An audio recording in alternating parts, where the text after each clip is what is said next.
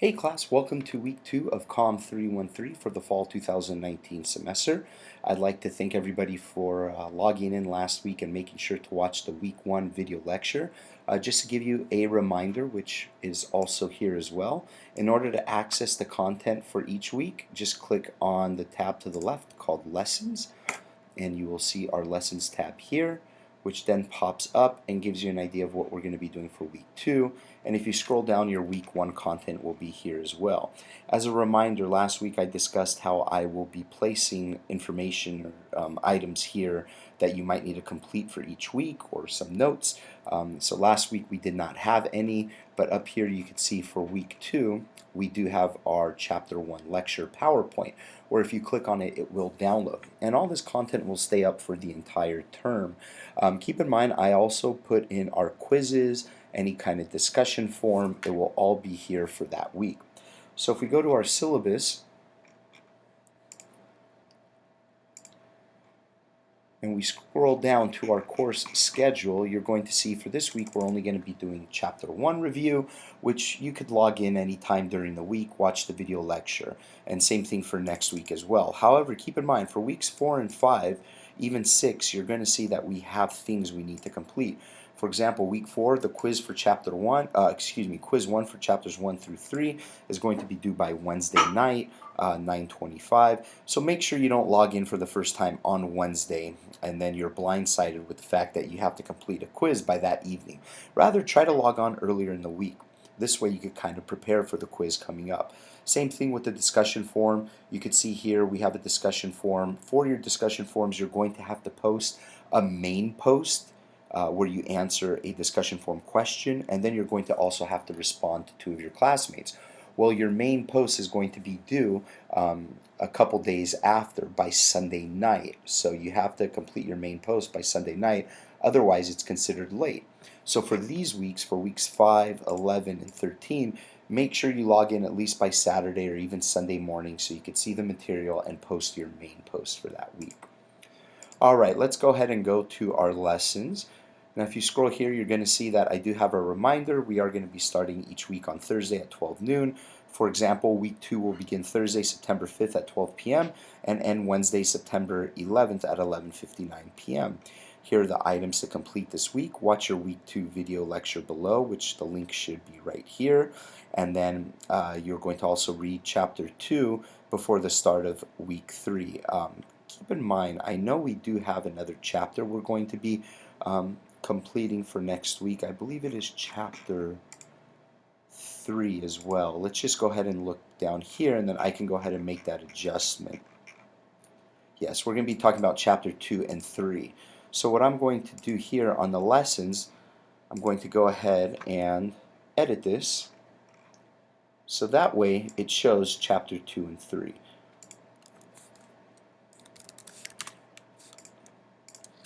So that way you know that you need to come prepared to class next week before you watch your video lecture, having read chapters 2 and 3. So this way, when I lecture on them during week 3, you'll have an understanding of the content I'm going to be talking about.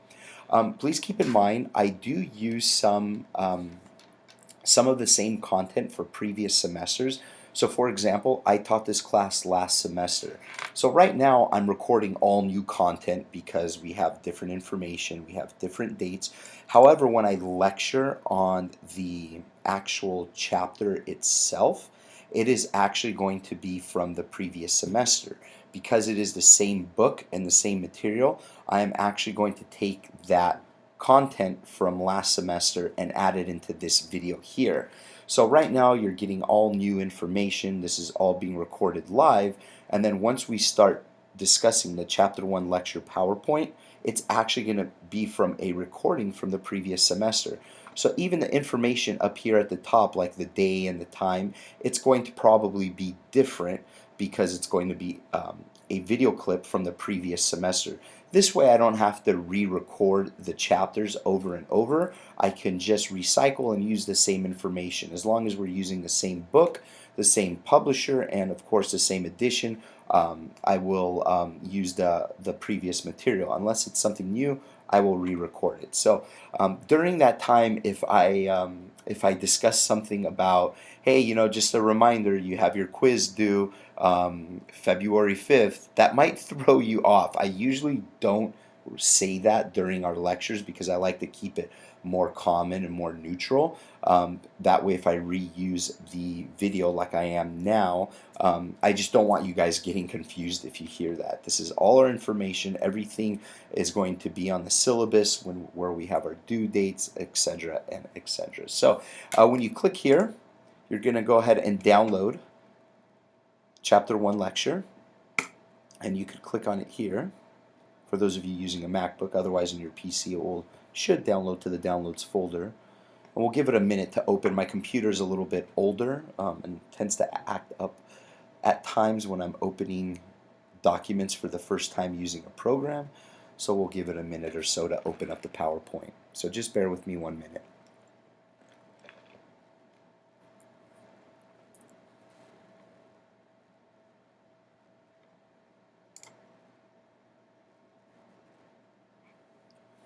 You can see my computer is fairly old. There it goes.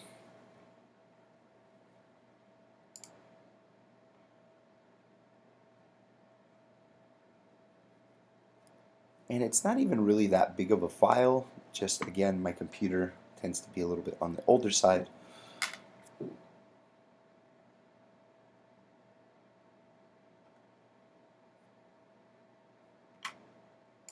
All right, here it is. So now I'm going to go ahead and stop the recording here, and I'm going to add in the recording from the previous semester. You don't need to do anything at all. It will automatically do it, and then I will begin discussing this chapter. So today we're going to look at Chapter 1 of our corporate communication book, which discusses defining corporate communications.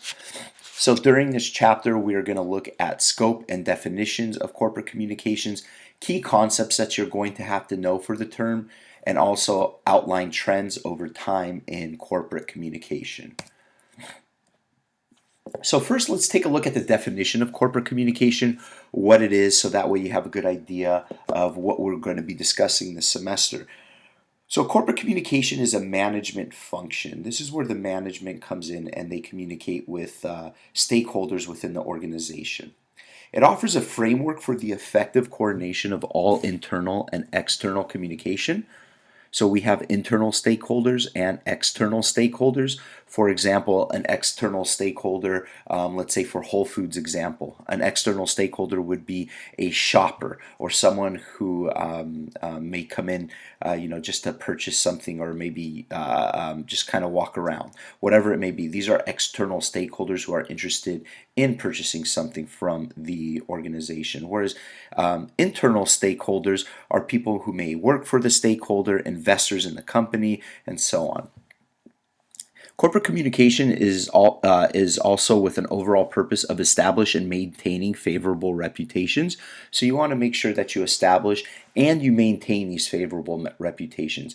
It takes a lot of work to establish favorable reputations, and it's even harder work to maintain them in today's society of digital communication. Also, finally, it's with stakeholder groups upon which the organization is dependent. So going back to what I discussed about internal and external stakeholders, Whole Foods is dependent on their internal and external stakeholders, just like any other organization. So there has been change over time with what corporate communications is. So if we look back, we had really just PR, which is public relations, until 1970s. It was just tactical, more of communication with press. If something came out about an organization, the press would handle it, they would report it. Whereas now, corporate communications has a lot of different variables that play an important role and key factor into how to be successful when you are communicating in a corporation. It's holistic. It focuses on organization as a whole. We want to, nowadays people in an organization want to believe in the mission statement. They want to know that the company that they're working for is something that they believe in to move forward with. There's a big holistic approach with how it focuses on an organization as a whole. There's also stakeholder presentation, which how an organization presents itself to key stakeholders, whether they are internal and external. So how are you going to communicate to your external and internal stakeholders? With your internal stakeholders, how are you going to communicate to your employees? What are you going to be telling them? Are you going to have weekly content to show them what's going on in the organization? Are you going to be transparent with what you do? There's so many factors that play an important role in the stakeholder presentation. Okay, let's take a look at our 21st century corporate communications. So take a look at these different boxes. I'll give you a quick second to look at them.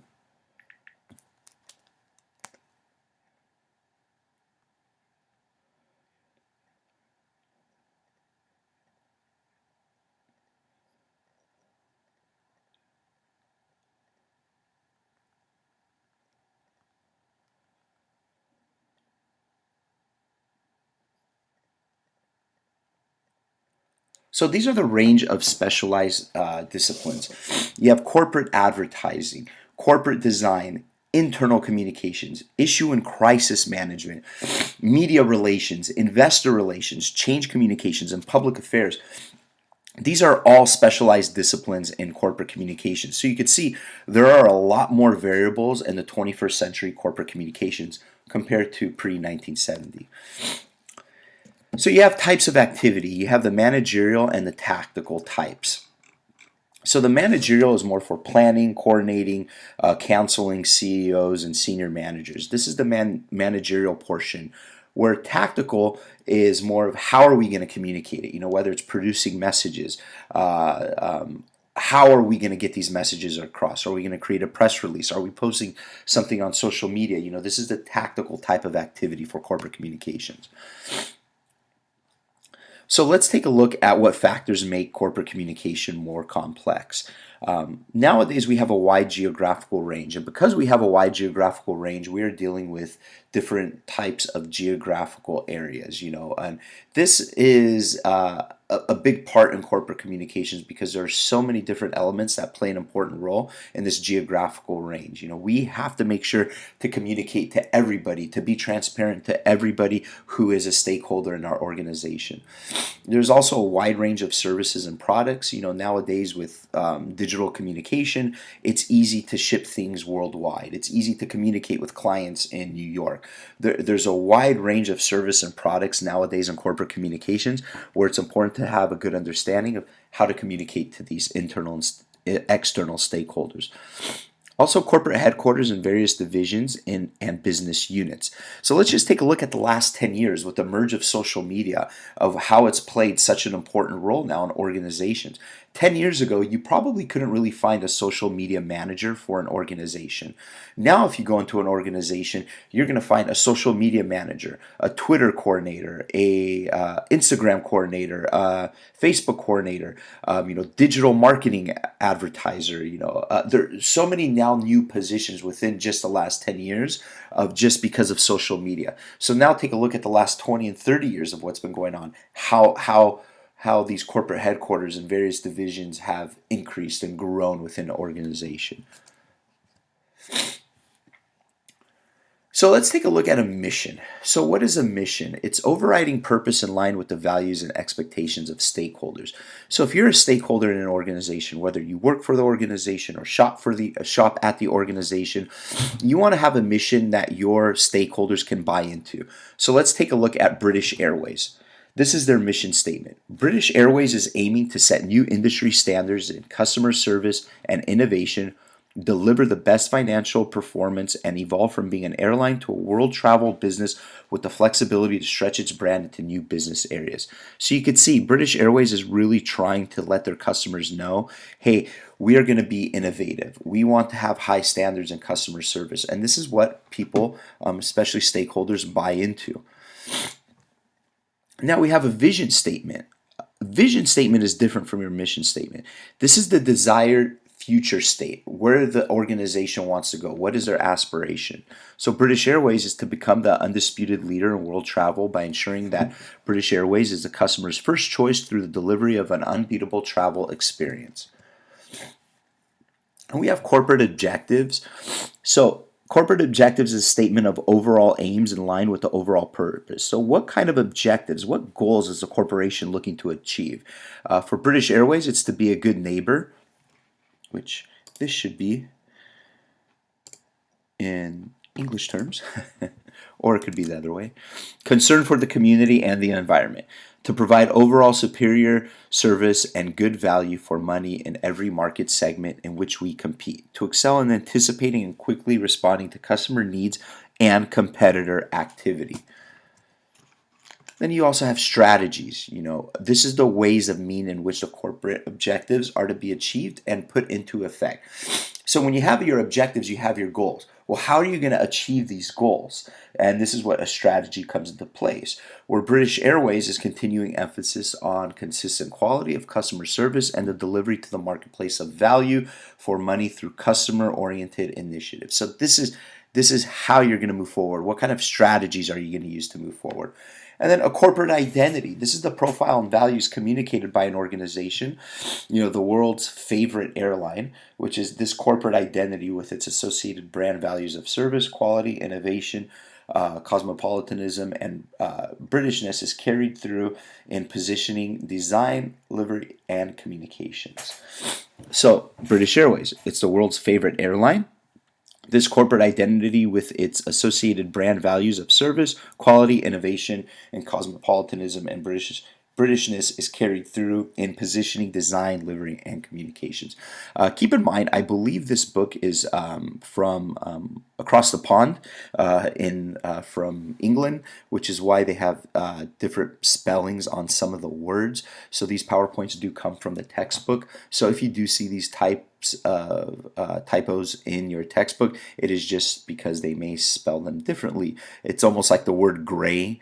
It's spelled gray. In the United States, I believe it's spelled Gray, where in England it's spelled Grey. So you'll have a few different spellings. Corporate image, what kind of image does the organization want to receive? This is the immediate set of associations of an individual in response to one or more signals or messages from or about a particular organization at a single point of time. So when you see the Apple logo or an Apple store, you have an image of this corporation. And these are the types of images that organizations want to show to their customers, where they're going to be positive images, where people see their images and say, hey, this is a corporation that I follow, I like, and I purchase from.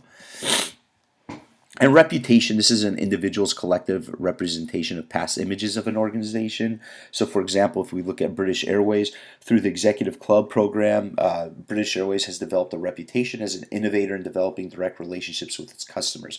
So what kind of reputation is the organization going to have? So we have stakeholders. So this is any group or individual who can affect or is affected by the achievement of the organization's objectives.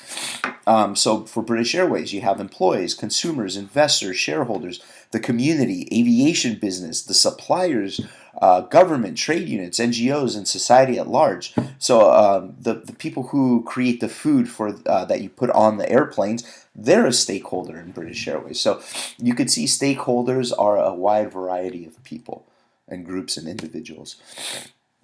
Let's take a look at the market. It's a defined group for whom a product is or may be in demand. So British Airways flights consist of passengers who search for superior service. This is their market, people who want an excellent service. And communication, which is the tactics and media that are used to communicate with internal and external groups, such as newsletters, promotion packages, advertising campaigns, whether it's social media or how do you advertise for it. And integration, finally, is the act of coordinating all communication so that the corporate identity is effectively and consistently communicated to internal and external groups. How are you going to integrate this? Whereas with British Airways, they aim to communicate its brand values of service, quality, innovation, and cosmopolitanism and Britishness through all its communications in a consistent and effective manner. So please make sure you have a good understanding of these definitions. This is not going to be the last time you hear these words. We're going to be discussing them quite a bit moving forward in this semester. So please make sure you have a good understanding of them. So let's take a look at some trends with the 1980s, and then we're going to go moving forward with the 1990s and 2000s. So in the 1980s, we had restructuring trend in corporate organizations. Fragmentation led to each department sub-optimizing their own performance. And then if you look moving forward in the 90s and 2000s, this is when we really had a big issue of corporate branding, identity, and reputation. The corporations had to really start branding themselves, create what kind of identity they wanted to have, and even a reputation. What kind of reputation are we looking at? Because with with technology becoming more digital, and we're able to communicate in electronic communication forms, people are able to share their opinions online. They want to make sure that when they're purchasing something from an organization, that they're buying into this place, that this is something that they want to move forward with. Like Apple, people who buy the iPhone know it's going to be of good quality moving forward. And so this is the identity and branding that Apple has created for themselves. And of course, there are some downsides. It gives impressions that stakeholders can be managed or even controlled. Nobody wants that feeling of being able to be controlled. It models of reputation management, corporate messages to direct outcomes in terms of awareness, attitudes, or broader reputational change.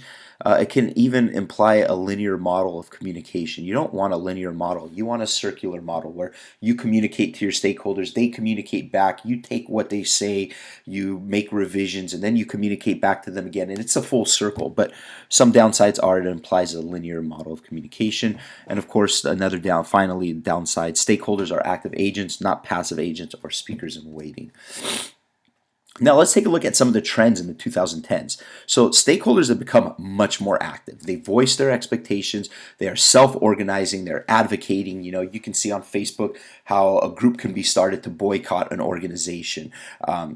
Stakeholders have become much more active in today's day and age of digital communication.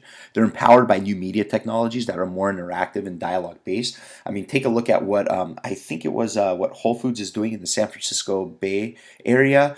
They've created a few stores where you walk into the store, you put items in your bag, and you walk out, and it automatically charges you. You don't even have to go to a cashier. So you can see what kind of technologies are emerging, and they're blasting this on social media, on email blasts. So this new media technology is allowing them to be more engaging with their stakeholders, making it more easy for stakeholders to access their products.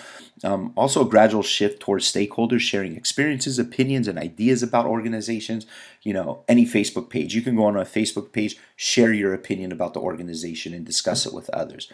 And of course, there are challenges and opportunities through word of mouth and peer-to-peer influence. So finally, engagement, it's not merely about sharing opinions and perspective. There's a lot more that goes into it. Also, an organization needs to make sure that they are transparent. You want to be transparent because if it shows that you're trying to hide something, people will not buy into what it is that you're doing. Acting in character to bring across identity, fostering stakeholders to become genuine advocates, and of course, without this, stakeholders organize for action and point out lack of authenticity. You don't want stakeholders to say that you are not authentic because word of mouth will travel and they will share their ideas.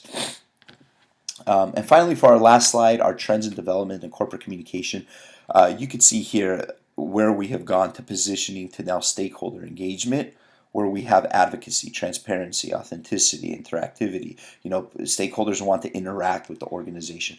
So there are a lot of things that are now going on in today's day and age, whereas back in the 1900s and 1970, you just really had your PR, and then 1980s to 2000 was really just branding, positioning yourself, and now there's so much more communication. You can see why corporate communications is such an important role in any organization in today's day and age. So that finishes our recording for week 2 for the fall 2019 semester. Again, I just want to send you a reminder that the PowerPoint that you just saw that I lectured on was recorded from a previous semester. So if there were any dates that were discussed, please disregard, and all the information you could find on our syllabus. So for this week, again, please just make sure to watch your week 2 video lecture going over chapter 1. And by next week, please make sure to having read chapters 2 and 3. Thanks, guys. Take care, and I'll see you all next week.